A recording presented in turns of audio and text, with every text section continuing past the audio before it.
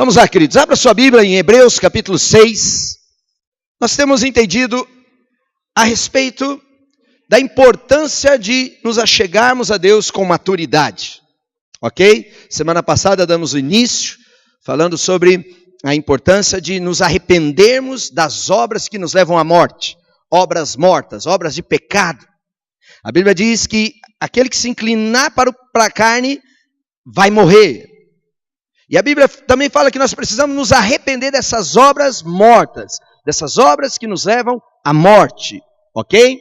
E aqui o autor de Hebreus, ele está falando sobre o caminho da maturidade. Ele diz assim, pelo quê? Deixando os rudimentos, deixando os princípios da doutrina de Cristo, prossigamos até a perfeição. Vamos buscar uma maturidade, vamos buscar uma postura mais forte, mais madura, mais adulta na presença de Deus.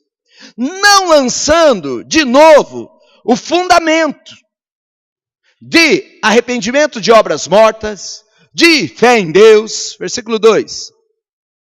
O ensino sobre batismos, a imposição de mãos e sobre ressurreição de mortos. Diga, ressurreição de mortos.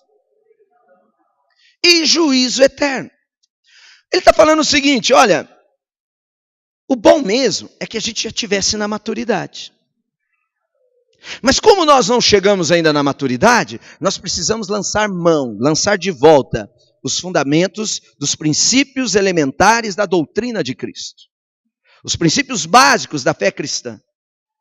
Para que possamos chegar a uma maturidade. E hoje eu quero conversar com você, não somente hoje, mas vamos nos estender ainda algumas semanas, sobre esse assunto tão tremendo, ressurreição de mortos. Amém? Vamos conversar sobre isso.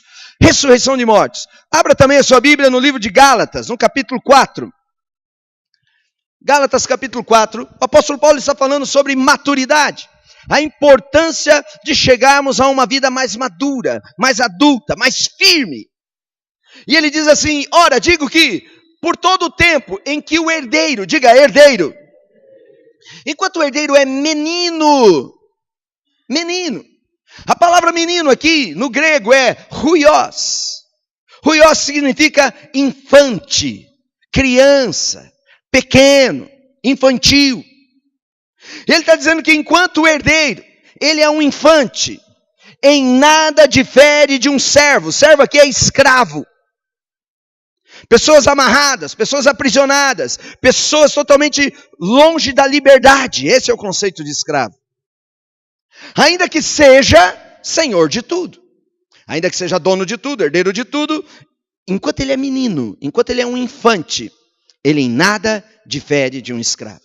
Querido, muitos na igreja têm vivido, estão diante de toda a herança do reino dos céus, de todo o poder de Deus liberado em Cristo para nós, mas porque ainda é um infante, porque ainda é uma criança, porque ainda é um menino, ele não consegue desfrutar, mas ele vive uma vida de escravidão. São escravos, escravos do pecado, escravos de amarras, escravos de sistemas, escravos presos longe de toda a liberdade. E ele está dizendo no versículo 2, mas esse herdeiro, que é um infante, está debaixo de tutores e curadores até o tempo determinado pelo pai. Pode ir avançando. Assim também nós, diga nós quando éramos infante, meninos, ruiós, estávamos reduzidos a essa escravidão. Qual a condição para viver uma vida de escravidão? Ser criança, ser infante, ser um menino. Nós, enquanto éramos meninos, estávamos reduzidos à escravidão, debaixo dos rudimentos do mundo, debaixo dos princípios do mundo, embaixo da cultura do mundo, do jeitão do mundo, das práticas do mundo. Caminhando no meio da igreja, por anos que eu tenho caminhado no meio da igreja, eu tenho percebido o quanto a igreja está amarrada com a cultura do mundo. O quanto que nós herdeiros de tudo que Deus tem para nós, ainda estamos escravos a esses rudimentos, a esses princípios, a esses valores do mundo. Veja no versículo 4. Mas, diga mas. Ele fala que vindo a plenitude dos tempos, vindo o kairós de Deus, o tempo de Deus, a hora de Deus, a hora H. Nesse tempo, Deus enviou o seu filho, nascido de mulher, nascido da lei, vai avançando para mim, para resgatar o que estavam debaixo dessa lei. Qual a lei? A lei que rege o mundo, a lei que te escraviza, a lei que não te dá liberdade. Ele diz que enquanto nós somos criança, nós estávamos escravos, mas chegou o tempo de Deus, a hora de Deus, chegou a dispensação dos tempos em que Deus enviou Jesus. E quando Deus enviou Jesus, Deus estabeleceu, acabou o tempo de meninos, acabou o tempo da infância, deixamos de ser infantes. E ele diz assim, para resgatar os que estavam debaixo de lei, a fim de recebermos a adoção de filhos. A palavra filhos aqui é a palavra nephews, que é filho adulto, acima dos 18, maduro, responsável pelos seus atos, livre para ir e para vir. Quando veio Jesus estabeleceu que chegou um tempo de maturidade para o povo. Chegou um tempo de maturidade para a sua igreja. Chegou um tempo de viver dias gloriosos na sua igreja. Queridos, quantos aqui já receberam a vinda de Jesus na sua vida? Ah, só um pouquinho de gente. Então você precisa levantar a mão. Quando eu faço apelo, é para você que eu estou fazendo esse apelo. Vou perguntar de novo, acho que te peguei distraído. Você já recebeu Jesus como Senhor? Você já recebeu Jesus na sua vida? Ah, melhorou. Ele está dizendo que quando você recebeu, você deixou de ser um infante. Essa é a condição. Esse é o poder de Deus. Versículo 6.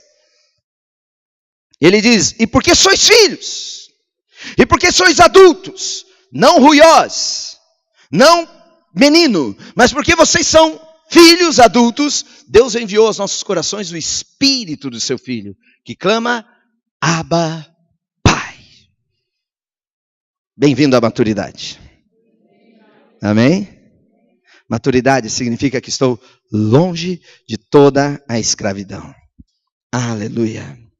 Deixa eu fazer uma pergunta para você. Quando Jesus foi para a cruz,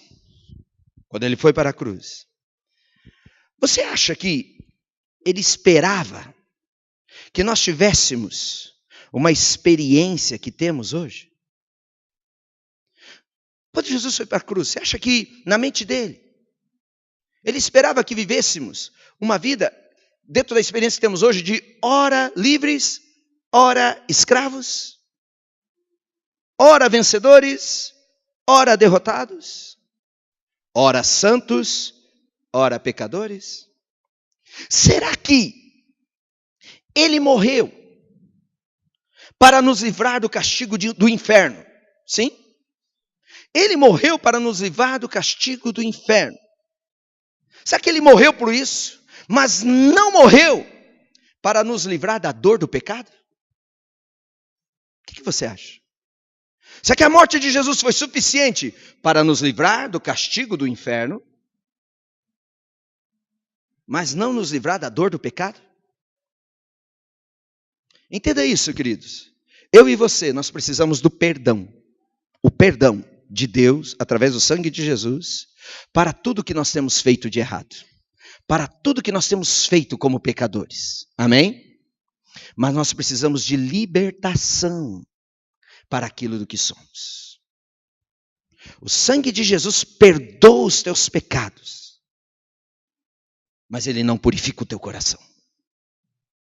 O coração precisa de algo mais, o coração precisa de um impacto.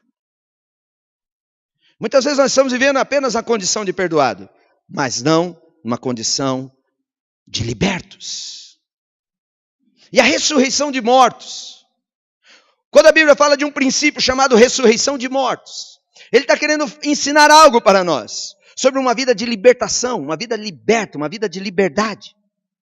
Estava ouvindo essa semana passada, não ouvi tudo, ouvi só um pouquinho de uma mensagem de um pregador de uma igreja aqui em Curitiba, um jovem, e a mensagem dele, ele Não sei se era isso que ele quis dizer, mas foi o que eu entendi, pelo menos. Que ele estava dizendo que pecado não existe mais. Que pecado já acabou. Não vivemos mais sobre o pecado. E o pecado já era, porque o sangue de Jesus cobriu. Num aspecto, é verdade, o sangue de Jesus nos purifica de todo o pecado, nos perdoa de todo o pecado. Mas quando eu olho pela janela e eu começo a enxergar o mundo, e você começa a ver a realidade do mundo, você percebe que as causas de desgraça no mundo, divórcio, falências, doenças, miséria, guerras, e enfim, a lista é enorme. Todas essas desgraças, essas tragédias, têm raiz em ações pecaminosas. Certo ou não? Coisas que você hoje está sofrendo, consequências que você está vivendo hoje, provavelmente foi de uma ação pecaminosa que desencadeou esse mal hoje, e você está padecendo. Então, na verdade, o sangue de Jesus me perdoa, mas eu preciso de libertação do poder e da influência do pecado na minha vida. Queridos, o pecado ele foi perdoado, amém? Glória a Deus, aleluia, porém eu preciso vencê-lo. Eu preciso vencê-lo. Quando somos salvos, se você lembrar, nós somos cheios da graça de Deus. O poder de Deus se manifesta em nosso coração. Ficamos vibrantes, ficamos alegres, ficamos motivados, ficamos incendiados. E a salvação chegou na minha vida, chegou na minha casa. E eu estou empolgado, eu estou alegre, eu canto, eu pulo, eu falo para todo mundo. E a mentalidade que vem, na maioria pelo menos, e nós começamos a pensar que todo o pecado e toda a fraqueza agora ficaram sob os meus pés. Agora sim, agora eu encontrei a salvação, Jesus me salvou, e uma empolgação, e um vigor, e uma alegria, e uma celebração flui em nossas vidas, porque a graça encheu nossos corações. Mas não muito tempo, como que de repente, você começa a perceber, e você começa a olhar ao redor, e você percebe que aquele temperamento horrível, ele começa a aflorar novamente. Né? E ele começa a ferir as pessoas ao teu lado, e aquele temperamento que antes era tão horrível, que a salvação agora entrou na sua vida, você falou, estou livre! Ele começa a pôr as garrinhas de fora. Também, juntamente com isso, muitas vezes, você percebe que aquele orgulho, ele já vem se manifestando novamente. E começa o orgulho, e começa aquele temperamento, a inveja. Percebe? Eu estou citando alguns exemplos só. Mas coisas que estavam lá e agora elas começam a manifestar. A inveja é um negócio sério, queridos. Muitas vezes não nos preocupamos com a inveja, mas se você aí, alguém por gentileza, abre a Bíblia para mim, Provérbios 27:4, bem rapidinho, Provérbios 27:4. Você já percebeu o que a Bíblia fala sobre inveja? Inveja é um negócio sério, é um assunto sério. Está aí? Cruel é o furor, e impetuosa é a ira. Então olha bem, o furor é cruel, a ira é terrível, mas quem pode resistir à inveja? Inveja é um problema. Causa muitos males. Destrói muitas pessoas, destrói muitas organizações a inveja. E nessa salvação, de repente, também você percebe que aquele amor pelos perdidos, que antes você saía contando para todo mundo que você é salvo, que você quer salvar as pessoas, que você quer levar as pessoas para o céu, que você quer levar as pessoas para a tua igreja, e você já virou, lembra disso? Você saía batendo na porta, você tem que ir para a minha igreja, porque lá é isso, lá é aquilo. E aquele amor pelos perdidos já começa a se desvanecer. Né? E aí você começa a viver entre dois pontos. E eu vejo assim, analisando alguns perfis, você começa a viver dois pontos. Um ponto é a tentação. E você vive diante de uma tentação. Fugindo da tentação. Sendo tentado toda vez. Não pode olhar, não pode ver, não pode sentir, não pode cheirar, certo? E de um lado a tentação, e do outro lado você vive um outro ponto que é a repreensão. Eu não posso. Eu não devo. Eu não gosto. Eu não vou. Eu não posso. Eu não devo. Eu não vou. Estou pregando para alguém, igreja? Aleluia. Por que é assim? Por que você... na igreja brasileira não é assim, mas quando você entra lá na igreja do Paraguai, na igreja da China, querido, impressionante como eles são assim. Vivem esses dois pontos. Vive esse dualismo. Mas eu tenho uma notícia para você. Na cruz, Jesus colocou fim à dor do inferno. Amém? Assim como ele colocou um fim à dor do pecado. O mesmo sacrifício que te livrou do inferno é um sacrifício que também tem poder para te livrar do poder do pecado.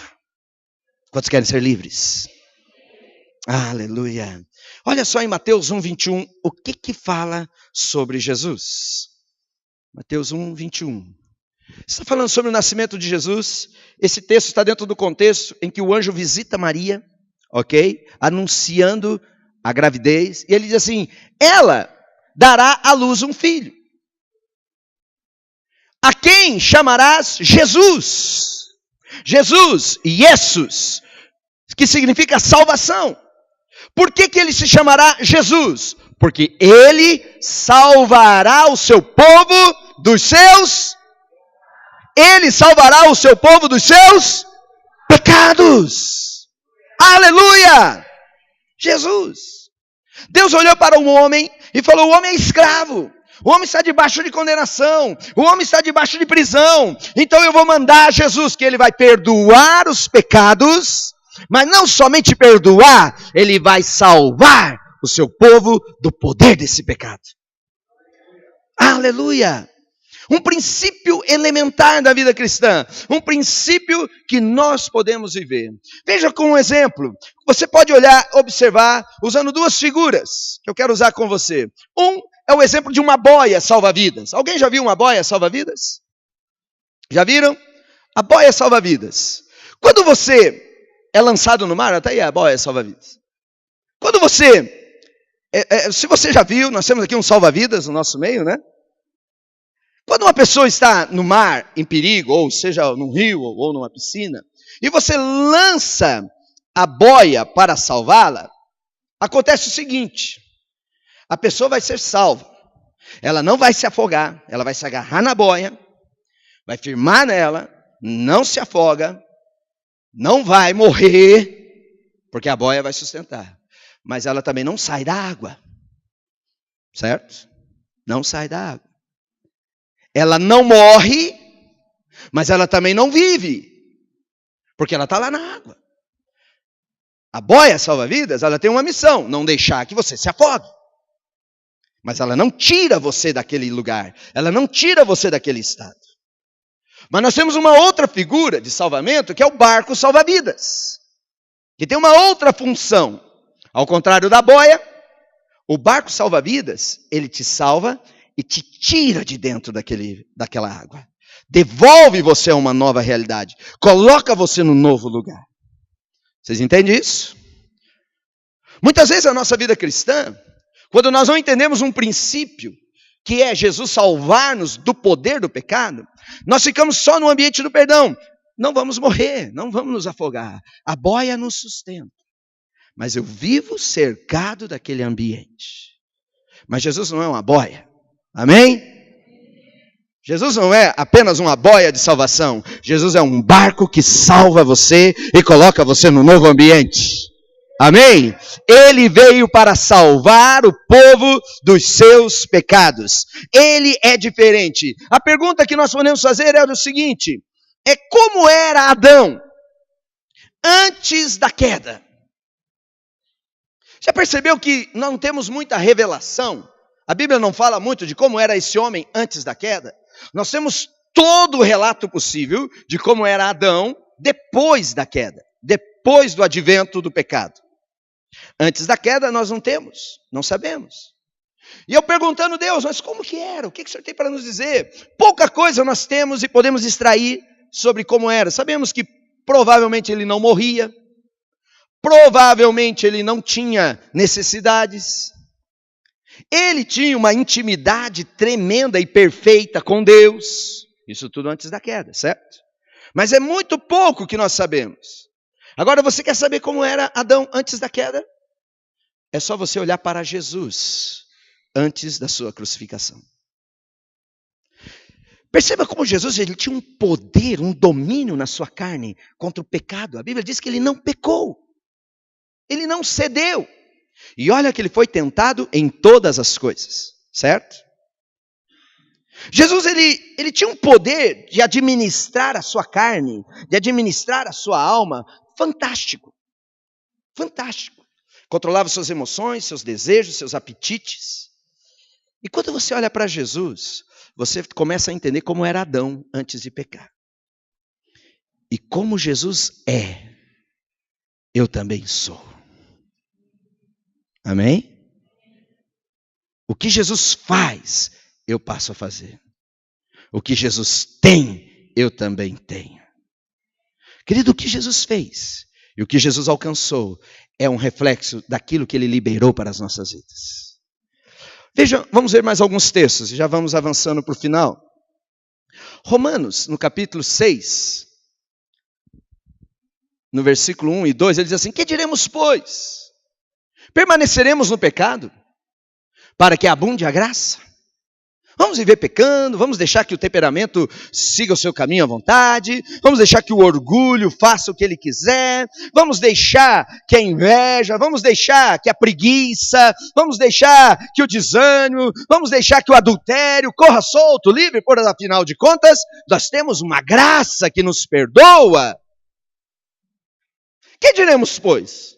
Vamos fazer isso? Sim ou não? Olha que o apóstolo Paulo está perguntando. Ele está perguntando, o que diremos, pois? Vamos permanecer no pecado? Porque, afinal de contas, o sangue de Jesus nos perdoa e nos purifica de todo o pecado. Ele diz, vamos fazer isso? Versículo 2, ele fala, de modo nenhum. Não é assim. Ei, igreja, olha aqui para mim, não é assim. Ele diz assim, nós que já morremos para o pecado. Nós que já morremos, já aconteceu uma morte, já fomos mortos para esse pecado, já desligamos as nossas vidas dessa condição, como viveremos ainda nele? Esse aqui é o princípio de ressurreição de mortos. Nós que já morremos, morremos em Cristo. Morremos como? Morremos em Cristo. Fomos crucificados com Cristo. Houve uma morte. Porém, a ressurreição de uma nova vida surgiu em mim. Ele diz, como que você vai viver isso? Você já morreu. E agora você vive uma nova vida. Veja o versículo 3. Ou, porventura ignorais, que todos quantos fomos batizados em Cristo, fomos batizados na sua morte. Queridos, assim como Jesus ressuscitou em Cristo Jesus, eu também ressuscitei para uma nova vida. Você está entendendo? Vocês estão aí, igreja? Mude a sua mente. Põe a mão na cabecinha assim. Põe lá. Diga assim, eu preciso mudar a minha mente. Nós não precisamos mais viver em condenação e não precisamos mais viver em amarras. Não precisamos mais viver acorrentados. Podemos viver livres. Pastor, mas você não sabe como que é, né? Meu avô era adúltero, meu pai era adúltero, e agora sabe como que é, né? Filho de peixe, peixinho é. Não é, querido. Você já morreu. E você tem uma nova vida. Amém? Pastor, mas peraí, né? Eu sou de carne e osso, eu sou humano. Sabe que a carne é fraca, né, pastor? Olha, você está sendo exigente. Não. Você ressuscitou com Cristo. E olha o que o texto diz. Todos quanto fomos batizados em Cristo Jesus, fomos batizados aonde? Quantos aqui morreram com Cristo? Aleluia! Veja o versículo 4.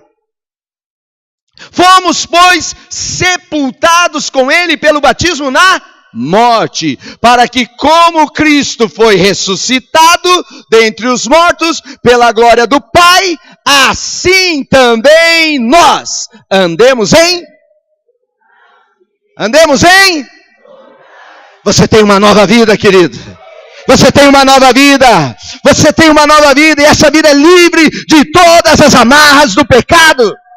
Aleluia! Tremendo!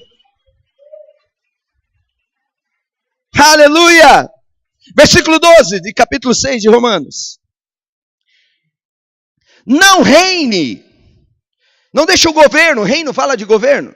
Ok? Domínio. Não reine, portanto, o pecado no vosso corpo mortal, para você obedecê-lo em suas concupiscências. Não deixe ele te dominar. Mas antes, pastor, mas sabe como que é? Esse temperamento, essa ira. Interessante que nós não somos católicos, mas nós temos uma lista do que é pecado bom e o pecado mau, não é verdade? Pecados veniais e pecados mortais. E a gente tenta nos tornar cada dia melhor, né? Pastor, esse negócio de roubar não é comigo não, né? Mas sabe como que é, né? A ira, né? E a gente tenta achar um meio de cada vez ser melhor. A gente tenta se sentir cada vez melhor diante de Deus. Deus, essa semana aqui, né? Estou bem. Abençoa aí, né? Responde aquela oração, não pequei nenhuma vez. Ele diz assim, você não precisa mais deixar o pecado dominar você. Versículo 13. Nem tampouco apresente os vossos membros, o seu corpo, sua mão, sua mente, seu ser, ao pecado, como instrumento de iniquidade. Ei, meu irmão, não deixe que o teu corpo vá livre e solto, que a tua alma corra livre e solta. Ela já foi dominada pelo poder do Espírito Santo.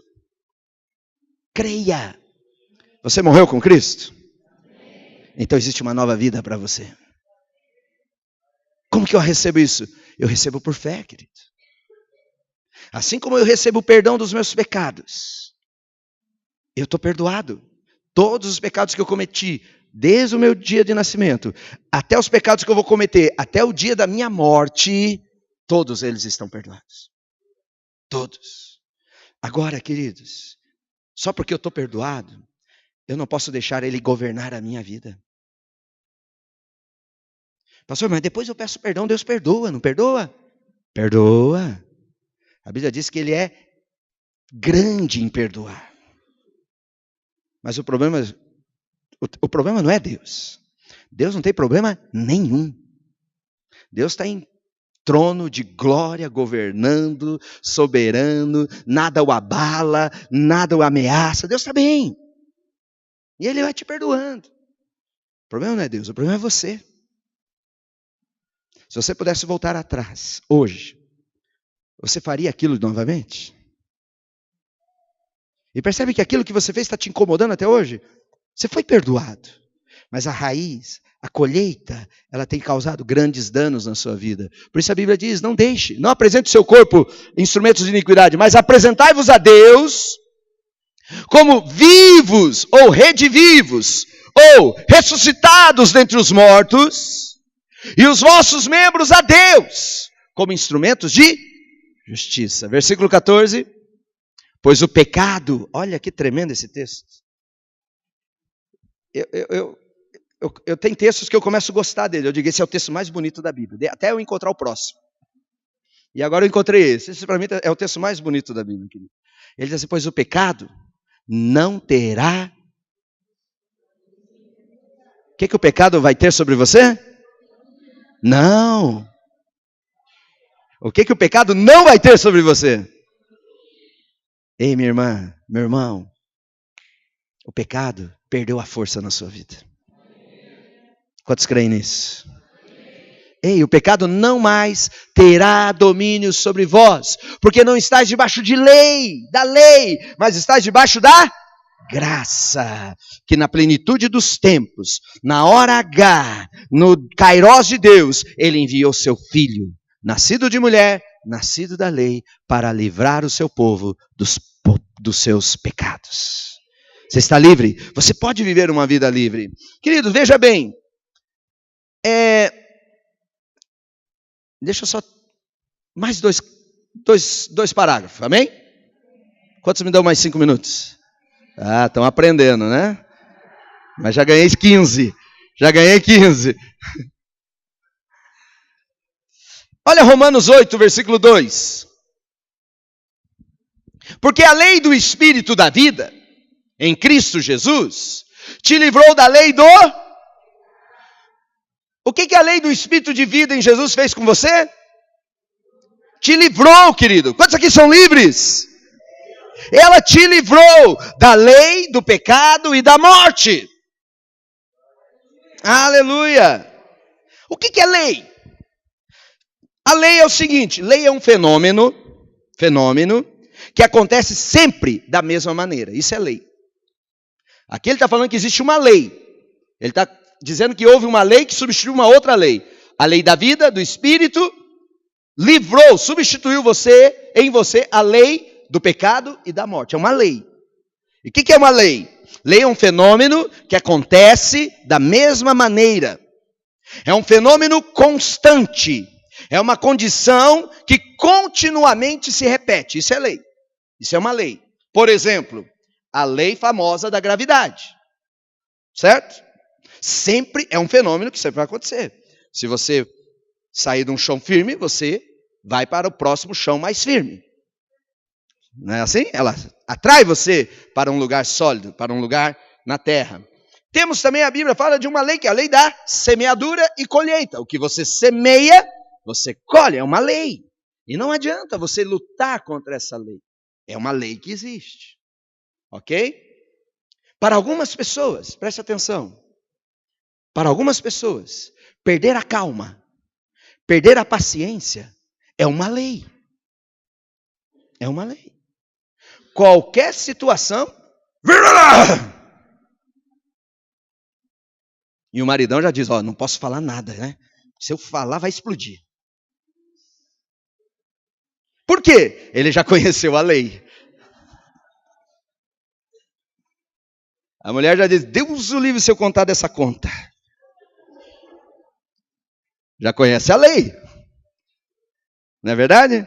Então, algumas pessoas, elas são regidas por essa lei. Né? Algumas pessoas, perder a calma é uma lei. Ainda que tente se controlar. Ainda que tente contar até 10.000. Né? Não vai, né? Quando vem a tentação, quando vem a condição, o mesmo resultado se repete. É uma lei. Para alguns, adultério é uma lei. Viu o Ricardão? Pronto. Pastor, é que eu não posso ver. Que Deus segue meus olhos. Já conhece a lei. Alguns não conseguem resistir à lei da preguiça. A lei da desonestidade. Surgiu uma oportunidade, ele passa a mão. É uma lei. Percebe? Vocês estão aí, igreja? Existe uma lei. Agora, quem vence essa lei? Quem consegue vencer essa lei, que é um fenômeno que acontece sempre da mesma maneira? São os cristãos especiais? São aqueles crentes que jejuam o dia inteiro? São os monges que se isolam do mundo, ficam lá nos monastérios? Quem é que vence essa lei? Todos aqueles que creem que Jesus morreu para perdoar os teus pecados e te livrar do poder do pecado. Porque a lei do Espírito de vida te livrou, querido. Te livrou. Olha aqui para mim, ouça, quem tem ouvidos ouça. A lei do Espírito de vida te livrou da lei do pecado e da morte. Quantos querem ser livres? Olha para o teu irmão ao lado e diga para ele, eu creio que Jesus me libertou. Aleluia. Uma boa notícia para você ir dormir feliz e viver uma semana como nunca viveu. O que Jesus realizou na cruz não livrou você somente do juízo do pecado, mas também da dor do pecado, para que você possa viver livre diariamente enquanto viver. Aleluia! Aleluia!